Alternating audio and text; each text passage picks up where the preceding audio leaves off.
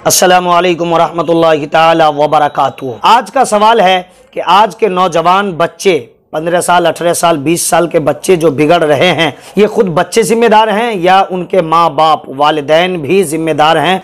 आज मैं इसका जवाब दूंगा और ये भी बताऊंगा कि उन बच्चों को सही गाइड कैसे किया जाए। उम्मीद है कि आप तमामी हजरात खैरियत से होंगे। अल्लाह रब्बुल इज़्ज़त का बेपनाह फजल व एहसान और आपकी दुआएं हैं, मैं भी खैरियत से हूँ। 786 नेटवर्क चैनल पर अगर आप पहली मर्तबा आए हैं तो सब्सक्राइब ज़रूर कर लें ताकि रोज़ाना इस्लामी बयान, दीनी गुफ्तगू, मसला मसाइल आप तक पहुँचते रहें।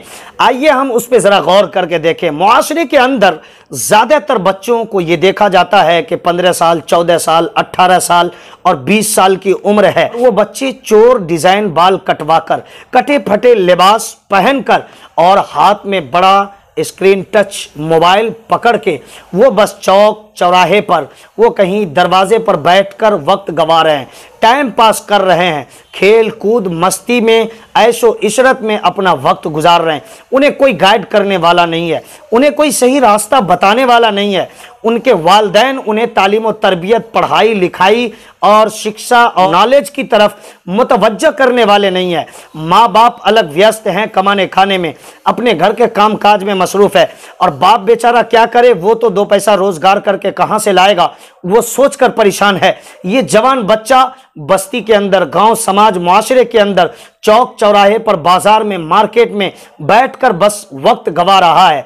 स्कूल जाना है उसे पता नहीं, मदरसा पढ़ना है उसे मालूम नहीं, नमाज क्या है उसे वो जानता नहीं, कलमा क्या है उसे खबर नहीं, अल्लाह रसूल के हवाले से कैसा ख्याल और अकीदा होना चाहिए ये भी मालूम नहीं।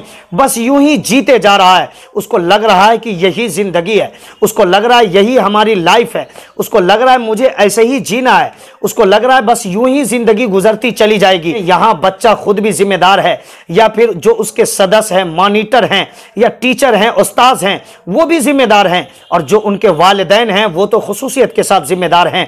ये अभी नादान है, ये बच्चा है, इसे खेल कूद में मजा आ रहा है, इसे कटा फटा लिबास पहनने में लुत्फ आ रहा है, इसे बड़ा मोबाइल हाथ में पकड़ के गेम खेलने में और वीडियो सिनेमा देखने में उसे मजा आ रहा है, मगर उसे ये पता नहीं कि मेरी लाइफ में आगे क्या होगा, मेरी जिंदगी में आगे क्या होगा, मुझे रोना पड़ेगा, मुझे परेशानियों का सामना करना पड़ेगा। अब चाहिए यह था कि उसके जो मॉनिटर हैं, सदस्य हैं, वो उन्हें गाइड करें कि बेटा देख, लाइफ में आगे बहुत परेशानियों का सामना करना पड़ेगा। जो उनके टीचर हैं, उस्ताद हैं, उन्हें चाहिए था कि वो उस बच्चे को गाइड करें कि देख बेटा, लाइफ में आगे बहुत मुश्किलें आएंगी, उससे तुम्हें गुजरना पड़ेगा। माँ बाप को चाहिए था कि उन्हें गाइड करें, पढ़ाई के वक्त में पढ़ाई, आराम के वक्त में आराम और खेल के वक्त में खेल की इजाज़त दें। मगर माँ बाप ने अपना बेटा या बेटी समझकर इतना लाड और प्यार दिया कि बच्चा बहक गया। अब ऐसा होता है कि अभी 10-12 साल की उम्र हुई है, माँ कहती है बेटा कंट्रोल से बाहर है, बाप कहता है बेटा गिरफ्त और पकड़ से बाहर है। अल्लाह अकबर कबीरा, ये कैसे हो गया कि अभी 10, 12, 15 साल का बच्चा आपकी पकड़ से बाहर निकल गया? इन बच्चों को अभी पता नहीं है। अगर नौजवान बच्चे मेरी बातों को सुन रहे हैं तो जरूर इन बातों को ध्यान से सुने। अभी आप 15-20 साल के हैं, अभी आपको अपनी जिंदगी के बारे में कुछ भी पता नहीं है। आपको चाहिए यह था कि अल्लाह को पहचानें, रसूल से मोहब्बत करें और सही तालीम व तरबियत की तरफ आप अपना कदम आगे बढ़ाएं। आपके वालिदैन को चाहिए था कि सही रास्ते पर आपको खड़ा करें। आपके बाप के पास कंपनी नहीं है, आपके भाई के पास फैक्ट्री नहीं है, आपके अब्बा जान बहुत बड़े बिजनेसमैन नहीं है, या आपके घर में कहीं से इतनी तनख्वाह नहीं आती है कि आप जिंदगी भर यूं ही बैठ कर खाते पीते और पहनते ओढ़ते रह जाओगे और जिंदगी गुजर जाएगी। हरगिज़ ऐसा नहीं होने वाला है। माँ बाप अभी अगर गाइड नहीं करेंगे, इसके लिए माँ बाप जिम्मेदार हैं। बच्चों को चाहिए था कि शुरू से उनका जहन एक ऐसा तैयार करें, ऐसा जहन बनाएं, बच्चों को पढ़ने में मजा आए, बच्चों को तालीम हासिल करने में लुत्फ आए, बच्चे समझें कि हमें इस्लाम के रास्ते पर चलना है, हमें तालीम हासिल करना है, हमें अच्छे कारोबार, अच्छे बिजनेस, अच्छे जॉब में जाना है, 2 पैसा ईमानदारी से कमाना है, घर अटेंड करना है। अब हुआ क्या, माँ बाप ने ढिलाई दिया, उस्ताद ने उन्हें छोड़ दिया, जो उनके मॉनिटर या सदस्य या जिम्मेदार थे उन्होंने उन्हें छूट दे दिया। अब ये बच्चे अपनी लाइफ को समझ नहीं पा रहे हैं, बस यूं ही टाइम पास कर रहे हैं। एक बच्चा मोबाइल में गेम खेल रहा होता है, 10 बच्चे ऐसे झांक के देख रहे होते हैं जैसे कुरान पाक की तिलावत हो रही है। अब देखो, इन बच्चों को कोई बताने वाला नहीं है कि आगे तुम्हारी लाइफ में क्या होने वाला है। बच्चे यूं ही जीते रहते हैं। जब 20 साल की उम्र होती है, बस इसे अपनी परवाह होने लगती है। शादी का वक्त आता है, शादी तो कर लेते हैं। बीवी आती है, जैसे ही गोद में बच्चा आ जाता है, इसका दिमाग पागल हो जाता है। अब ये मेंटली प्रॉब्लम में अपने आप को महसूस करता है। इसे समझ नहीं आता अब करना क्या है। 2 पैसा कहां से आएगा? दुकान तो है नहीं, कारोबार तो है नहीं, बिजनेस व्यापार तो है नहीं, पढ़ा लिखा कुछ भी नहीं, जॉब तो है नहीं, पैसा आएगा कहां से? बीवी की जरूरत कहां से पूरी होगी? अब माँ बाप आके शिकवा करते हैं कि बेटा खिलाता नहीं, बेटा पहनाता नहीं, इलाज मुआवजा के लिए पैसा देता नहीं, या दवा लाकर नहीं देता है, या घर की जरूरतों को वो महसूस नहीं करता, जिम्मेदारियों को उठाता नहीं। कैसे उठाएगा? आपने बचपन से उसे बर्बादी के रास्ते पर खड़ा कर दिया। अब वो 200-400 रुपए जाकर सड़क पे झाड़ू लगाएगा, नाला साफ करेगा, बोरा उठाएगा, मेहनत मजदूरी करेगा, वो 200-400 रुपए लाएगा। उसे खुद जीना मुश्किल समझ में आ रहा है। वो बीवी बच्चों की कैसे परवरिश करेगा, ये उसे मुश्किल मालूम हो रहा है। ऊपर से वो कर्ज में डूबा है, वो लोन उठा रखा है, वो ग्रुप के पैसों में डूबा है, वो परेशान है, तरह तरह का ख्वाब और सपना देख रहा है। हमारी ऊंची बिल्डिंग कैसे बनेगी, दरवाजे पर 4 चक्के की गाड़ी कैसे खड़ी हो जाएगी, घर में टाइल्स मार्बल की चमक कैसे पैदा होगी, इस तसव्वुर में वो डूबा हुआ है। बचपन से उसे चाहिए था कि अपनी जिंदगी की हकीकत को समझे कि हमें क्या पढ़ना है, किस रूट में चलना है, कैसे 2 पैसा ईमानदारी से कमाना है, अपने घर को चलाना है। अब वो जरूरत पूरी नहीं कर सकता, अपने बीवी बाल बच्चों की जरूरत को पूरी नहीं कर सकता, लिबास के हवाले से, खाने पीने के हवाले से, इलाज मुआवजा के हवाले से। तो अपने माँ बाप का खर्च क्या उठाएगा? अपने माँ बाप के हवाले से वो क्या महसूस करेगा?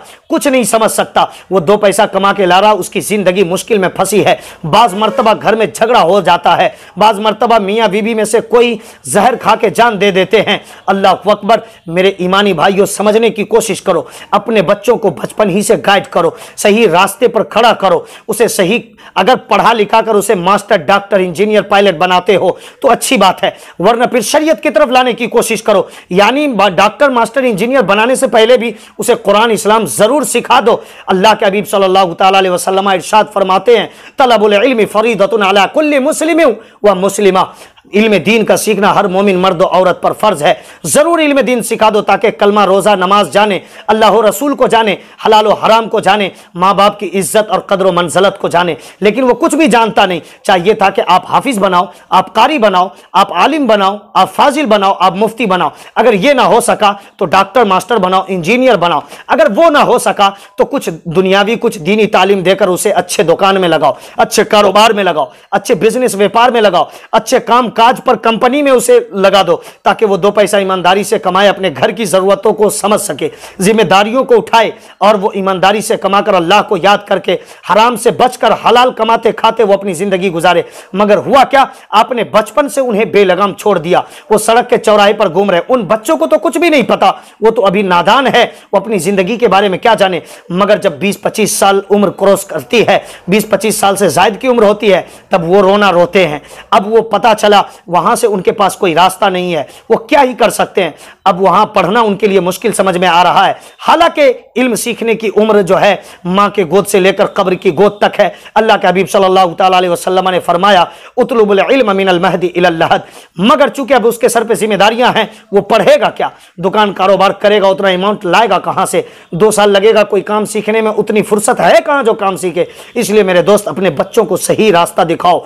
आप बचपन ही से सुबह उठे, उसे ट्यूशन भेजो, उसे मदरसा भेजो ताकि दीन सीखे, उसे स्कूल भेजो ताकि वो दुनियावी तालीम भी सीखे। जब वो आए तो खिला पिलाकर उसे आराम करने के लिए बोलो। वह शाम के वक्त में आधा 1 घंटा खेलने के लिए उसे छुट्टी दो, फुर्सत दो, नजर के सामने खेलने दो उसे। और फिर शाम में पढ़ा लिखा कर खिलाकर सवेरे सुलाने की कोशिश करो। जब बालिग हो जाए, नमाज पढ़ने के काबिल हो जाए, नमाज का तरीका सिखाकर उसे नमाज में लगा दो। आप भी घर में नमाज पढ़ो ताकि वो बच्चा देख देख कर कहे कि शायद मेरी जिंदगी में यही सिस्टम है कि 24 घंटा में 5 मरतबा नमाज पढ़ना पड़ेगा। बाप को देखे नमाज पढ़ते, मां को देखे नमाज पढ़ते, बड़ी बहन को देखे नमाज पढ़ते, बड़ा भाई को देखे नमाज पढ़ते, अपने रिश्तेदार अहिब्बा व अकरबा को देखे नमाज पढ़ते, वो भी नमाज पढ़ने के लिए खड़ा हो जाए। ये जिंदगी गुजारने का तरीका और मिजाज और जहन अपने बच्चों को देना चाहिए। मगर हुआ क्या? आपने बचपन से बेलगाम छोड़ दिया। उसका रिजल्ट समाज और मुआशरे के अंदर है। हर घर में परेशानी है, हर शौहर परेशान है, हर बीवी परेशान है,